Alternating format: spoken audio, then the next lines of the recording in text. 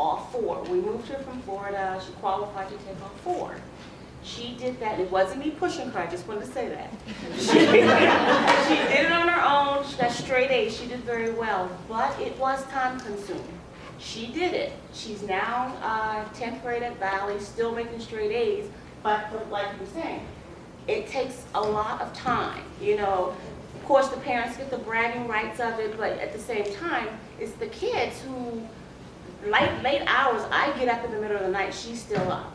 You know, so I'm sure if I had to do it over again, I would probably allow her to take maybe 3 AP classes and have 1 normal class, just to kind of make her know what is, help her to understand how it is to have more of a light load, so she's not burning herself out.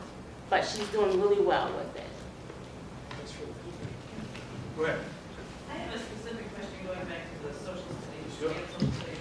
Yeah. And then alongside advanced English, because it sounds like your writing skills are really improving in your social studies course. And you're also getting a lot of that nonfiction with that. And so I'm just wondering if maybe right there is a good balance of maybe choosing one of those advanced courses over the other one, whatever way. Well, you know, both works because I think they complement each other really well. The kids are on the same team, so you know the teachers are communicating. We taught the same team for years, and so we were able to do things collaboratively and know what skills our students have. But at the same time, I see what you're saying too, and yeah, you know, they can kind of build their writing skills in one or the other, and that can still benefit them in the regular one. So I would say that it's complemented very well, not just because we taught together for so long, but it was really just in any team, those classes overlaid very well. If you're looking for the classes that have the bulk of work, these crazy cats over here can do that stuff. yeah. You know, we really, it wasn't a bulk of that. It was more challenging in terms of what we're asking out of kids, but it was a much different environment too. This is a lot of things that are just on schedules. Just really was a lot of homework every night, and that's because it was advanced work ahead. Ours was more in depth in the grade level, and they're a little different purpose in that regard. Go ahead.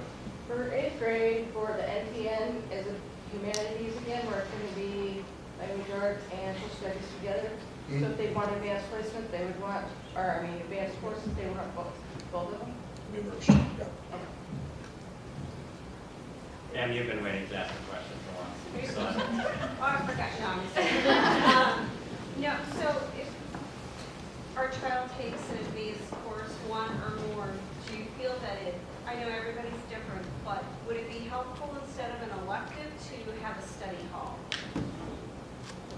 Look at your schedule at night, to what you know, a management of time, and just make the right calls as a family.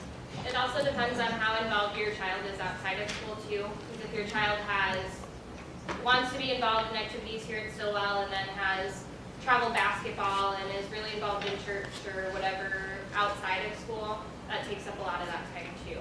I mean, if you put it in perspective, if you're in the play and you're in, let's say, football when the school year starts next year, I mean, their days start at 6:15, and if they're on the road on a football night, getting home at 9.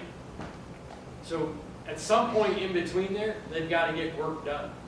And if they don't have a study hall, then it's going at the end of the night. That is a long day. I mean, right now, I shut it down at 10:30, and I'm back in my office at 6, and by Friday I'm gassed. So I can only imagine how our kids are feeling from time to time.